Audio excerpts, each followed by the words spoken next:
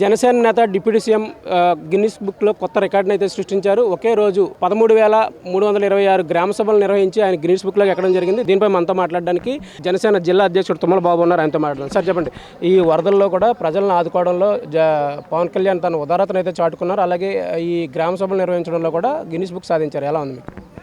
మాకు చాలా ఆనందంగా ఉంది. ఎక్కడ రాష్ట్రంలో దేశంలో ఎక్కడ కనీ విరగనటువంటి రీతిలో ఉప ముఖ్యమంత్రి బాధ్యత వహించిన తర్వాత పవన్ కళ్యాణ్ గారు, అలాగే పంచాయతీరాజ్ శాఖ మార్చులు అయిన తర్వాత దేశంలో ఎక్కడా లేని విధంగా ఆంధ్రప్రదేశ్ రాష్ట్రంలో ఎప్పుడు కనీ విరగనటువంటి రీతిలో గ్రామ సభలు ఒకే సమయంలో అన్ని గ్రామాల్లో అన్ని పంచాయతీల్లో ఒకే సమయంలో పెట్టడం అనేటువంటిది గిన్నిస్ రికార్డ్ జరిగింది. పైగా 13,320 పంచాయతీలు పైచీలకు 326 పంచాయతీలకి ఒకే సమయంలో ఒకే రోజు గ్రామ సభలు పెట్టడమే కాకుండా ఇప్పటి వరకు కూడా గ్రామాల్లో పంచాయతీ సర్పంచులు కానీ లేకపోతే అధికారులు కానీ నిర్ణయం మేరకే పనులు జరిగేటువంటి ప్రజాపాలన అనేటువంటిది ఈరోజు ప్రజావేదికలు జరుగుతూ ఉన్నాయి. ప్రజలు వారికి ఏం కావాలో వారే నిర్ణయించుకుని గ్రామ సభల ద్వారా వారికి ఏ వీధిలో రోడ్లు కావాలి, ఎక్కడ డ్రైనేజ్ బాగు చేయించాలి, ఎక్కడ పారిశుద్ధ్యం కావాలి, ఏ పనులు కావాలనేటువంటిది పంచాయతీలో గ్రామ సభల ద్వారా ప్రజలకే నిర్ణయం ఇచ్చినటువంటి మహానాయకుడు పవన్ కళ్యాణ్ గారు. దానికోసం ఈరోజు ప్రపంచంలోనే గిన్నిస్ రికార్డు రావడం మా జనసేన పార్టీ శ్రేణులకే కాకుండా కూటమి ప్రభుత్వంలో ఉన్నటువంటి తెలుగుదేశం పార్టీ నాయకులు, బీజేపీ పార్టీ నాయకులు, శ్రేణులు అందరూ కూడా చాలా గర్వంగా ఫీల్ అవుతూ ఉన్నాం. అలాగే 400 పంచాయతీలకి 4 కోట్ల రూపాయలు ఆయన సొంత కష్టార్జితం డబ్బుని, ఉదాహరణకు కాకినాడ జిల్లాలో తుని నియోజకవర్గంలో 7 పంచాయతీలకి ఒకే రోజున 7 లక్షల రూపాయలు ఇవ్వటం మా చేతితో నేను ఇవ్వడం జరిగింది. అలాగే మొత్తం ఆంధ్రప్రదేశ్ రాష్ట్రంలో 20 కేంద్రాలుగా సబ్ డివిజన్ చేసుకుని 20 కేంద్రాల్లో ఒకే రోజు ఒకే సమయంలో 400 పంచాయతీలకు కూడా 400 లక్షల రూపాయలు, అంటే 4 కోట్ల చెక్కులు. ప్రభుత్వం సొమ్ము కాదు, అది పవన్ కళ్యాణ్ గారి కష్టంతో సంపాదించినటువంటి సొమ్ముని దేశంలో కానీ రాష్ట్రంలో కానీ ఏ నాయకుడి విధంగా ఇవ్వని విధంగా, రాజకీయ పార్టీ నాయకులు చేయని విధంగా పవన్ కళ్యాణ్ గారు ఒకే రోజు 4 కోట్లు పంచిపెట్టడం.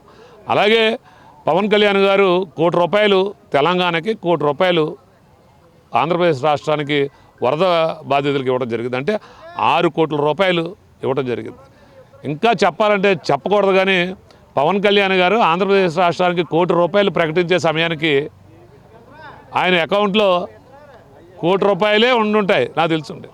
ఆయన గుండె ధైర్యం, ప్రజల పట్ల ఉన్నటువంటి అభిమానం, ప్రజానాయకుడైన మళ్ళీ సినిమా నిర్మాతలకి వెంటనే ఎప్పుడు ప్రజల కోసమే సినిమాలు చేస్తూ ఉంటాడు. ఆయన ప్రజలకు పంచిపెట్టాలి, వరద బాధితులకు పంచిపెట్టాలి, ఒక పక్కనే కౌలు రైతులకు పంచిపెట్టాలి, దానికోసమే మళ్ళీ సినిమా ఒప్పుకునేటువంటి పరిస్థితులు పవన్ కళ్యాణ్ గారి ద్వారా.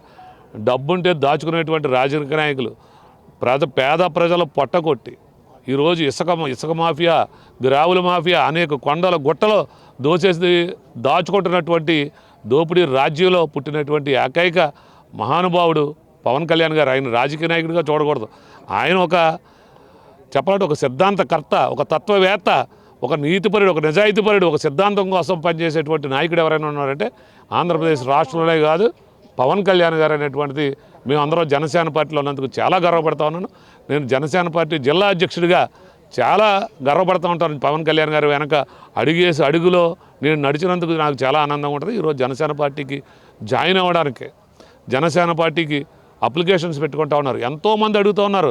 గతంలో వైసీపీ ఇంకా మనం ఆలోచన చేస్తూ ఉంది జనసేన పార్టీ ఎవరిని తీసుకోవాలి, ప్రజల మన్నన పొందిన వాళ్ళు ఎవరో, ప్రజా వ్యతిరేకంగా పనిచేసిన వాళ్ళు ఎవరో ఆలోచనలో జనసేన పార్టీ ఉంది. చాలామంది క్యూ కడతా ఉన్నారు జనసేన పార్టీలో జాయిన్ అవ్వడానికి, వైసీపీ పార్టీ వదిలి రావడానికి. కాకపోతే కూటమి ప్రభుత్వంలో ఉంది. అటు తెలుగుదేశం పార్టీ నాయకులకు కానీ బీజేపీ పార్టీ నాయకులకు కానీ ఇబ్బంది కలగకూడదు. ఎక్కడ ప్రజల్ని గతంలో దోచుకుని ఎవరైతే అన్యాయానికి గురి చేశారో వాళ్ళని దూరంగా పెట్టాలనేటువంటి ఆలోచనలోనే జనసేన పార్టీ ఉంది.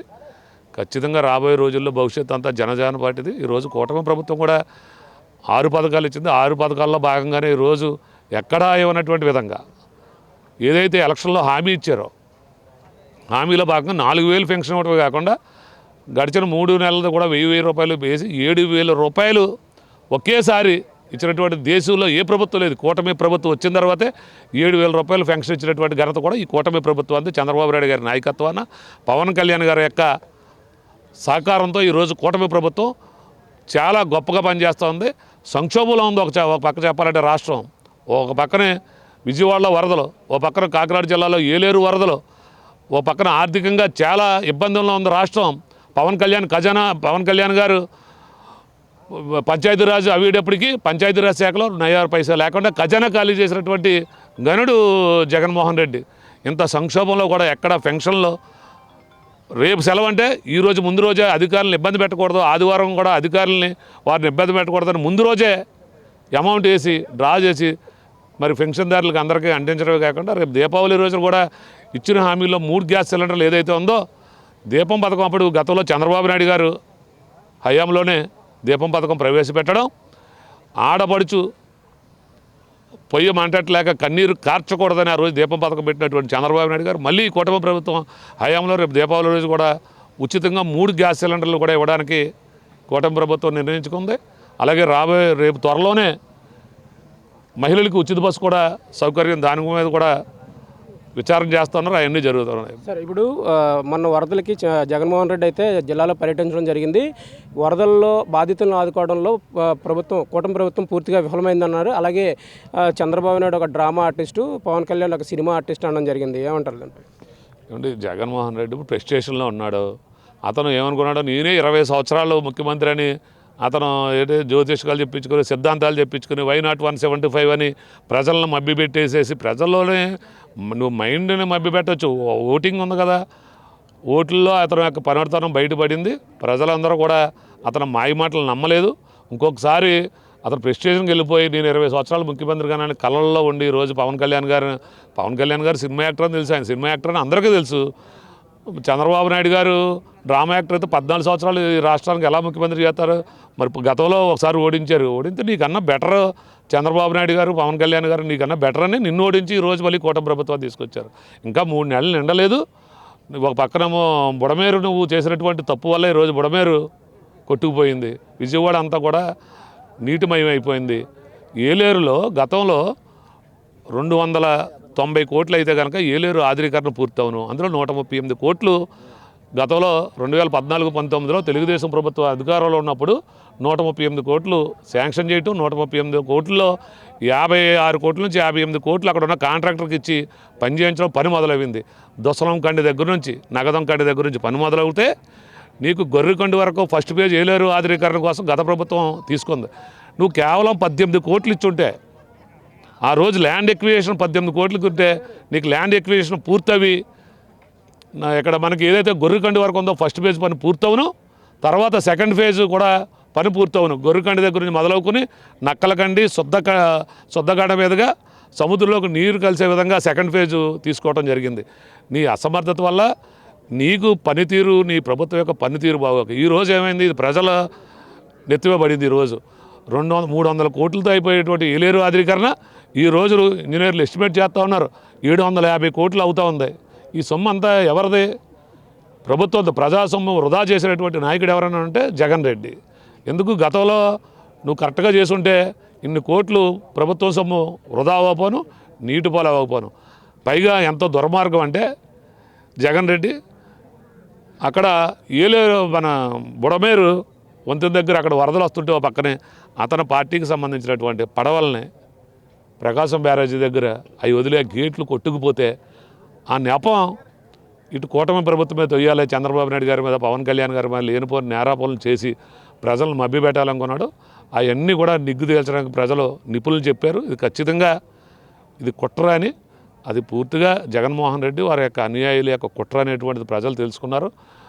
ప్రజలు నీకు మొన్న ఇంకా అడుగుతున్నాను, ఏలేరు వరద నీ కిర్లంపూడి మండలం ఎక్కువగా మూలిగిపోయింది, పెద్దాపురం నియోజకవర్గం ఎక్కువగా ఎఫెక్ట్ అయింది. పిఠాపురం నియోజకవర్గంలో గొల్లప్రోల్లో నువ్వు జగన్ అన్న పేరు పెట్టుకున్నటువంటి జగన్ కాలనీ నీకు పూర్తిగా మునిగిపోతే పవన్ కళ్యాణ్ గారు వచ్చి అక్కడ ప్రజలందరినీ పలకరించి వారికి కావాల్సినటువంటి వసతులు అందరూ ఈ పార్టీ ఎక్కడ ఎవరో చేయలేనటువంటి విధంగా నీకు మనుషులను పక్కన పెడితే యానిమల్స్ కూడా అంటే గేదెలు కానీ ఆవులు కానీ ఉంటే వాటికి కూడా పశుగ్రాసం కోసం 100 టన్నులు అప్పటికప్పుడు ఏర్పాటు చేసి నీకు పశువులు కూడా ఇబ్బంది పడకూడదని ఏర్పాటు చేసినటువంటి ప్రభుత్వం పవన్ కళ్యాణ్ గారి సూచనల మేరకు కలెక్టర్ గారు బ్రహ్మాండంగా ఏలేరు గురించి ఒక పక్కన వెంకటకృష్ణరాయపురంలో అక్కడ గండి పడిపోను వెంటనే కలెక్టర్ గారు అప్రమత్తం చేసి, అక్కడ ఎమ్మెల్యే రాజప్ప గారు అప్రమత్తం చేసి, అక్కడ జనసేన పార్టీ శ్రేణుల్ని, తెలుగుదేశం పార్టీ శ్రేణుల్ని, అందరినీ శ్రేణుల్ని, అధికారుల్ని అప్రమత్తం చేసి, అక్కడ చేయకపోతే కనుక వెంకటకృష్ణాయపురం అక్కడ గండి పడితే బోయినపూడి అనేటువంటి విలేజ్ పూర్తిగా కొట్టుకుపోయేటటువంటి పరిస్థితి, కొవ్వాడ చీడిగా మీద మునిగిపోయేటటువంటి పరిస్థితి.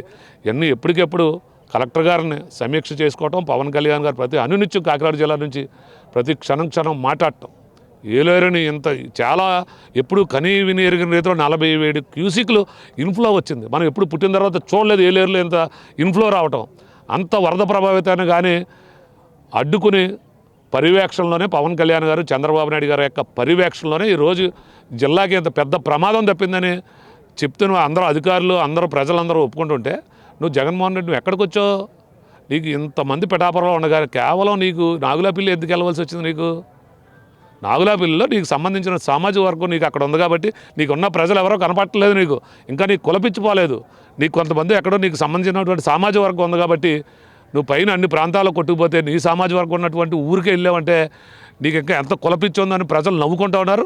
తూర్పుగోదావరి జిల్లాలో ఇంకా 2 సంవత్సరాల టైంలో ఏలేరు ఆధునీకరణ కూడా పూర్తిగా వస్తుంది. ప్రతి సంవత్సరం వరదలు వస్తూ ఉంటే 15 సంవత్సరాల నుంచి వరదలు వస్తున్నాయి. ప్రతి వరదల్లో ఈ ఇబ్బంది ఉంది. ఇంకో 2 సంవత్సరాలు పోయిన తర్వాత కనీసం నువ్వు పరామర్శ చేయడానికి కూడా, ఓదార్పు యాత్రలు చేయడానికి ఇక్కడ నీకు ఏమీ మిగలదో. పవన్ కళ్యాణ్ గారు ఎప్పటికప్పుడు సమీక్షలు చేస్తూ ఉన్నారు. ఏలేరు ఆధునీకరణ పూర్తవుద్ది. వరదలు రాకుండా కనీసం వచ్చిన నీరు సముద్రంలోకి వెళ్ళిపోయేలాగా కావాల్సినప్పుడు వాడుకునేలాగే ఏలేరు ఆధునీకరణ పూర్తవుద్ది. ఈ సందర్భంగా తెలియజేస్తా ఉన్నా. సార్, ఇప్పుడు పేరుకే కూటమి ప్రభుత్వం అని చెప్తున్నారు. అలాగే టీడీపీలో నాయకులకు కానీ, జనసేన నాయకులకు కానీ అసలు పొసగట్లేదని ఒక వార్తలు ఉన్నాయి. అసలు ఈ ఇద్దరి మధ్య ఎలా ఉంది అసలు సంబంధం? ఇది కొత్తగా అందరికీ ఇప్పుడు అధికారం కావాలి. అధికారంలో ఉన్నాము.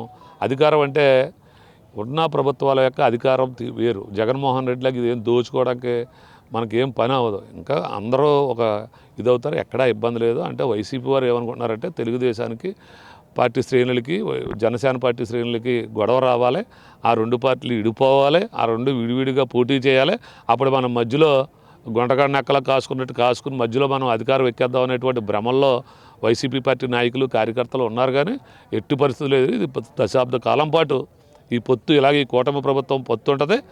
ఖచ్చితంగా చంద్రబాబు నాయుడు గారు, పవన్ కళ్యాణ్ గారు ఒకే మాట కింద, ఒక అన్నదమ్ముల కింద కలిసి ప్రయాణం చేస్తున్నారు. అలాగే కింద శ్రేణులు కూడా ఉన్నారు. ఎక్కడైనా చిన్న విభేదాలు కానీ ఉన్నా అవన్నీ మేము పరిష్కరించుకునేటువంటి సత్తా మా దగ్గర ఉంది. నాయకులుగా మేము ఖచ్చితంగా అందరికీ మాకు రేషియో పెట్టుకున్నాం. 70% తెలుగుదేశం పార్టీ వారికి, 30% జనసేన పార్టీ ఏదైనా పనులు ఉంటే వారు చేయడానికి అనేటువంటిది ఉంది. ఎందుకంటే నాయకత్వం పెంచుకునే దిశలో జనసేన పార్టీ ఉంది. మా నాయకులు కూడా ఇప్పుడు అందరూ యువకులు, వారు కూడా 30% అంటే ఇదేం డబ్బులు ఆర్థికంగా 70 రూపాయలు వాళ్ళు తీసుకోవటం, 30 రూపాయలు మేము తీసుకోవటం కాదు. పనులు చేసి ప్రజలకు పనిచేసే దాంట్లో ఒక రకంగా ట్రైనింగ్ కింద మా జనసేన పార్టీ నాయకులు తర్ఫీదు అనుకోవాలి. అందరికీ మంచి జరుగుతుంది. ఎవరో విభేదాలకు వెళ్ళొద్దని మేము ఫస్ట్ నుంచి చెప్తా ఉన్నాం. ఎక్కడైనా చిన్న విభేదాలు ఉన్నా పరిష్కరించుకునే సత్తా మారు తెలుగుదేశం పార్టీ దగ్గర కానీ, జనసేన పార్టీ దగ్గర కూడా ఉందని సందర్భంగా తెలియజేస్తాం. ప్రజల కోసం పుట్టిన మహానాయకుడు పవన్ కళ్యాణ్ అని చెప్తున్నారు. ప్రజల కోసం ఆయన సినిమాలు చేస్తారని చెప్తున్నారు. జగన్ కేవలం తన వర్గీయుల కోసమే నాగులాపల్లిలో పర్యటన చేశారు తప్ప వరద బాధితుల కష్టాలు తెలుసుకోవడానికి కాదని చెప్తున్నారు. ఏలేరు ఆధునీకరణ త్వరలోనే పూర్తవుతుందని, వరదలు వచ్చినా ఆ ప్రాంతవాసులకు ఎటువంటి ఇబ్బంది లేకుండా పవన్ కళ్యాణ్ సమగ్రంగా అధికారులతో మాట్లాడి దాన్ని పూర్తి చేసే బాధ్యతను తీసుకున్నారని జనసేన జిల్లా అధ్యక్షుడు బాబు చెప్తున్నారు. మెగా 9 న్యూస్ కోసం వీడియో జర్నలిస్ట్ దొరబాబుతో ఉదయ్, కాకినాడ నుంచి.